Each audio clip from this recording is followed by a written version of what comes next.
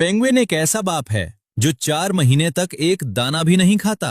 -60 degree की हड्डी जमा देने वाली ठंड में 200 किलोमीटर प्रति घंटा की तूफानी हवाओं के बीच अकेले खड़ा रहता है, सिर्फ अपने एक अंडे को बचाने के लिए। उसके शरीर का लगभग आधा वजन गल जाता है, हड्डियों तक ठंड पहुंच जाती है, फिर भी ये बाप टस से मस नहीं होता। और दूसरी तरफ माँ, वो समुद्र में मजे से मछलियां खा रही होती है। क्या ये माँ अपने बच्चे से प्यार नहीं करती, या इसके पीछे कोई गहरा रहस्य छुपा है? आइए जानते हैं दुनिया के सबसे महान फादर एम्परर पेंगुइन की वो कहानी जो आपको रुला देगी।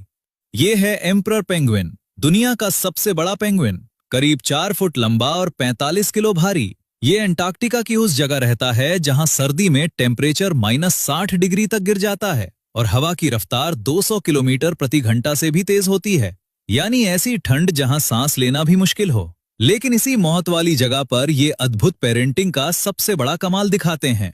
कहानी शुरू होती है मार्च-अप्रैल में, जब हजारों एम्परर पेंगुइन्स बर्फ पर इकट्ठा होते हैं। हर नर अपनी मादा चुनता है और कुछ हफ्तों बाद मादा एक अंडा देती है। ये अंडा इतना नाजुक है कि अगर बर्फ पर 2 मिनट भी रह जाए तो अंदर का बच्चा फ्रीज होकर मर जाएगा।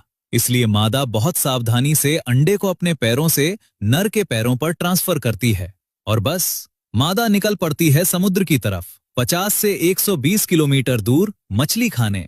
अब शुरू होता है असली कमाल। नर 65 से 75 दिन तक अंडे को अपने पैरों पर रखकर, पेट की वार्म स्किन से ढककर, बिना खाए बिना पानी पिए बस खड़ा रहता है। और अगर कोर्टशिप और ट्रैवल भी जोड़ें तो टोटल 115 से 120 दिन तक ये भूखा रहता है। इस दौरान नर का करीब 45% वजन गल जाता है, यानी अगर वो 40 किलो का था तो 22 किलो रह जाता है। आधा शरीर पिघल जाता है, सिर्फ अंडे की गर्मी बनाए रखने के लिए। और सबसे जादुई बात जानिए, ये नर अकेले नहीं खड़े होते।